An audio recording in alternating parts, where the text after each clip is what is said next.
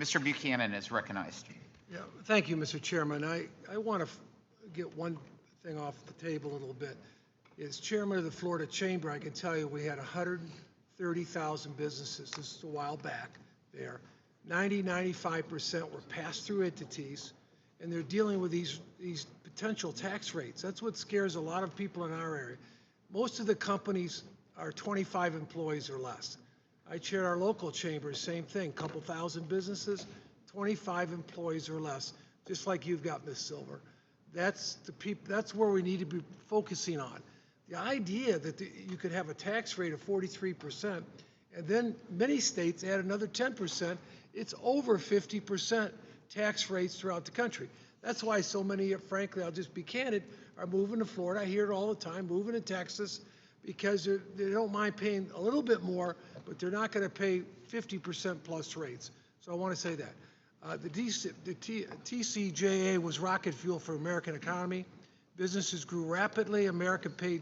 Families paid less taxes, and government revenues increased due to the economic growth. Allowing the legislation to expire would raise the taxes on over 200 million folks from that standpoint.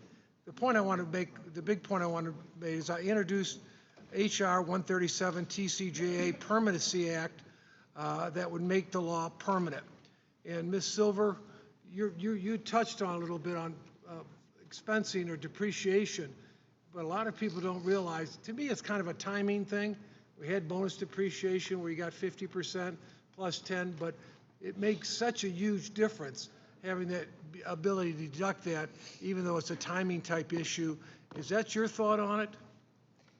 Absolutely. As a small business, well, there are small businesses that have long-term contracts, but in my business, we typically don't. So there is a lot of uncertainty as you look forward in your business and think about your strategy. So yeah, absolutely. Being able to deduct that full investment. And how many employees do you have?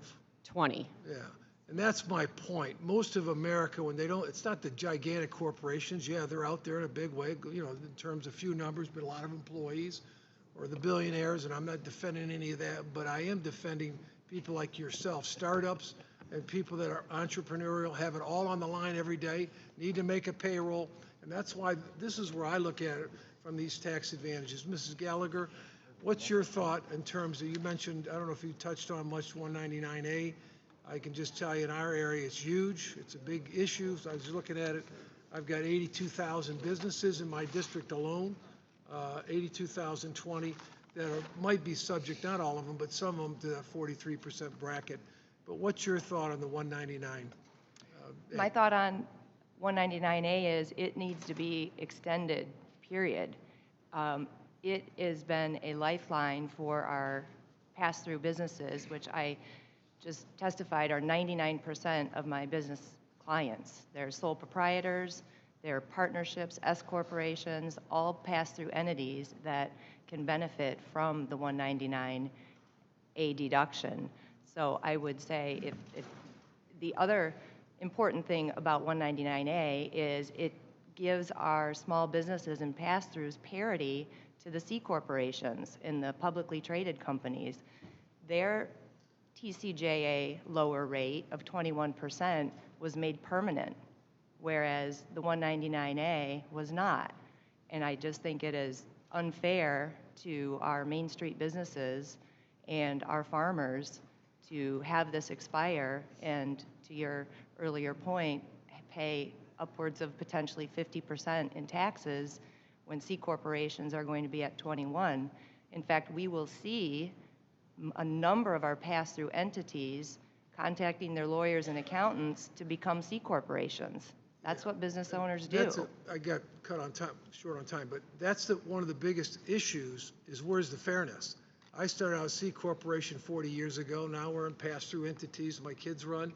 But you know, we're looking to go back to C corps if that becomes the reality. We don't want to, but that's where we're being driven to potentially. Exactly. So, but again, I just want to thank all our panelists today for your input. Thank you. Thank you.